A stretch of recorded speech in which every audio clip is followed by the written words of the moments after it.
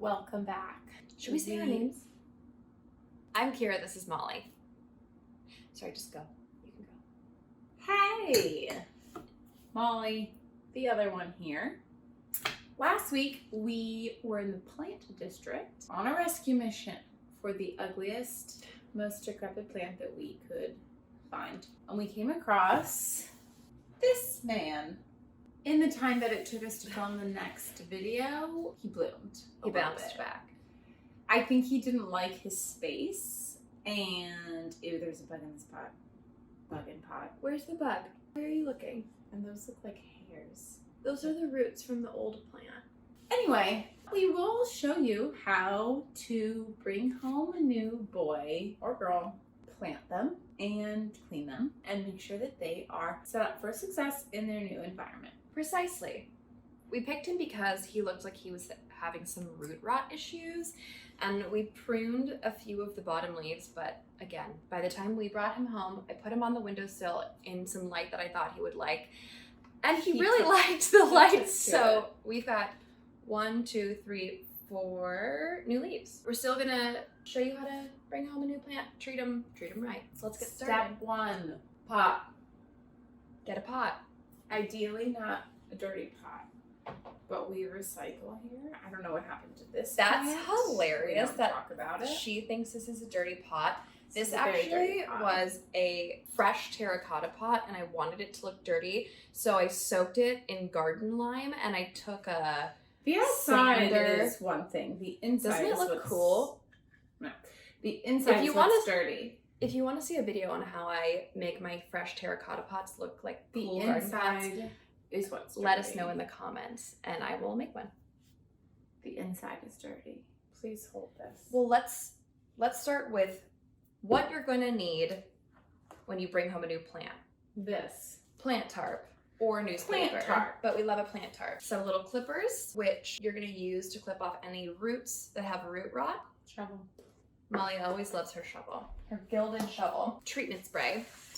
If you check out our other video on how I clean and treat my plants, I have the exact recipe, or the exact recipe for that, but this is left over from when I just did that the other day. So we're going to use this to clean and treat the plant. And then we've got a bucket of dirt, and that's really all you need. That's all you need. A little bit of knowledge. Sidekick. Am I the sidekick or are you the sidekick? You're the sidekick. Yeah, that's so. All right. I'm ready again. Before we even remove anything from here, we're just gonna spritz it and we're gonna wipe it down. We just have some cotton pad. What you're gonna wanna do is spritz it all over with this mixture of about a tablespoon of neem oil, a tablespoon of Dr. Bronner's peppermint soap, and about 8 ounces of water. And what this does is this treats your plant in case there are any pests. A lot of people will quarantine their plants when they bring them home from a plant shop for a couple of weeks. If you bring home a plant with pests and you cluster it with other plants that you have, it may pass the pests and the bugs onto the other ones, and then it'll turn into a full-blown plague. So usually people like to quarantine. I don't have a lot of space to quarantine. So what I usually do is just use this mixture, and we've been able to sort of... We're accustomed to quarantining. We are accustomed to quarantining. Look how dirty this was. You also want to make sure that you get the undersides of the leaves, because bugs like spider mites or mealybugs often are hiding underneath. Ew. That's where they sort of lay their eggs. Ew. I've never cleaned a plant before. Oh, this is exciting. How's it feel for you? I don't know. It feels okay. Right. I just aren't very, like, grateful, you know. I only like to do things when I'm going to be thanked. I will thank you. You can also remove some leaves that are yellow, and usually do a little tug test where if it looks yellow and I pull it, if it comes off, I'll remove it, and if it doesn't, I won't force it. Step 1, complete. Step 2. What's step 2? Remove him from his vessel. Would you like to do the honors? I like this part. I know. Pull him up by his hair. Gently, yes. As rough as you can. Throw that away. Won't need it again. And then massage him. Yes. Massage the root ball. So while you're doing this, You want to make sure that you really get in there because we suspected that he might have some root rot. Ew. Which, should we be wearing gloves? no, it's not that big of a deal. I mean, It's rotten. It's not, yes, technically it's rotten, but it's not necessarily like rot like you What if think there's it's rot. like spiders in here? There might be. It's disgusting. I don't want to be handling spiders. So let's examine the roots. We let it dry out fully before we transplanted him. So we'll take a look and see if there's anything that seems a little bit mushy. We're just gonna throw away his old soil. Hey. No, let me in. See, some of this actually is rotten. I told you. Tried to tell you all. Let me clip this a little bit. Yeah, you can see that this once upon a time was very rotten and then it dried out because we left the soil to dry.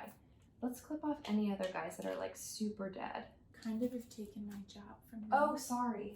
You wait. Whew. Okay, plants are heavy. Now we're gonna pot him. We have my beautiful pot that I made. Ant blanket.